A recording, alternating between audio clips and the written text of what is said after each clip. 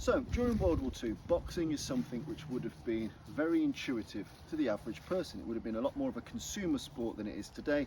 The everyman would have likely done some boxing at school, would have heard boxing on the radio, would have gone to see local matches, would have definitely been something they've done during their physical exercise. Even this dog loves a bit of boxing. Now what we're going to look at is how do we take techniques that people are instinctively aware of and how do we use them in a combative sense. So E.A. Sykes, which is the partner of Fairbairn, he devised some ways to use the boxing style blows. So, think of the targets. So the first of the boxing style blows is to fire a straight into the throat. Now, an easy way to punch to the throat is to use a vertical fist here. And again, we're using our toes, our hips, our shoulders, and we're striking with the knuckles right into that trachea. So again, with any type of jab or cross motion, we can hit to that throat. Secondly, we've got the solar plexus, the liver or the spleen. So the solar plexus right in the middle, the liver on the right hand side, and the spleen on the left hand side. So 1, 2, 3. These are all great targets for body shots. And again, with a vertical fist, here, here, or here. Now straight for the solar plexus, it can be a straight. For either side, liver and spleen, hooking style blows, so turning the hip and the shoulders into the shots, keeping the center of gravity low, lower than you typically would in boxing, because we need to stay a lot more on balance, because there's a lot more variables to worry about, weapons, grappling, other stuff. So our body's a little bit lower, and we drive these shots in. And then we can start to build those combinations. So we can go body, body, into the throat. It's an easy way to do it.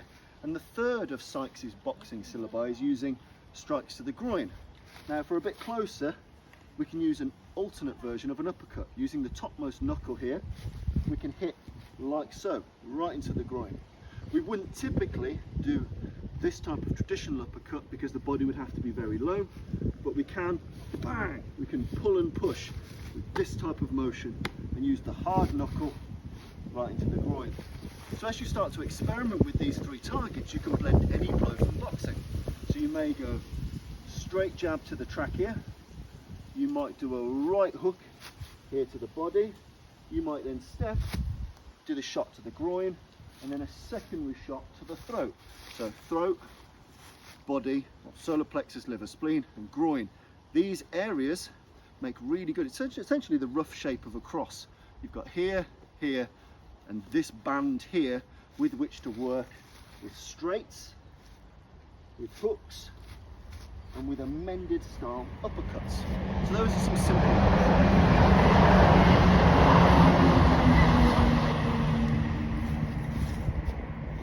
Okay.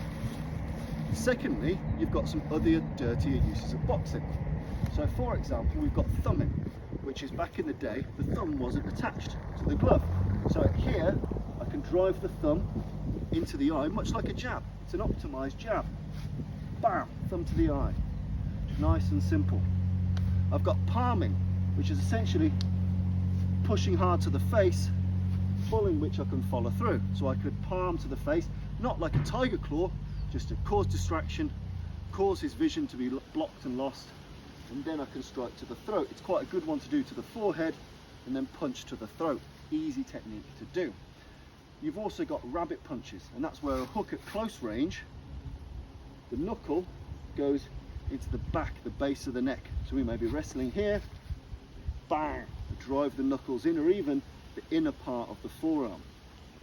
And we've got kidney hammers, using the same area as the edge of hand blow, but with our closed fist, and we drive it onto the kidneys. And again, you've got to think about how do I combine all of the dirty areas of boxing. So I might go throat punch, groin shot, rabbit punch, then get my kidney hammers in, then drop my knee in. So you can flow in your dirtier boxing. And naturally, if you ever get to a point here, you can bite, you can rip a chunk out of him. Bear in mind not to bite and clamp.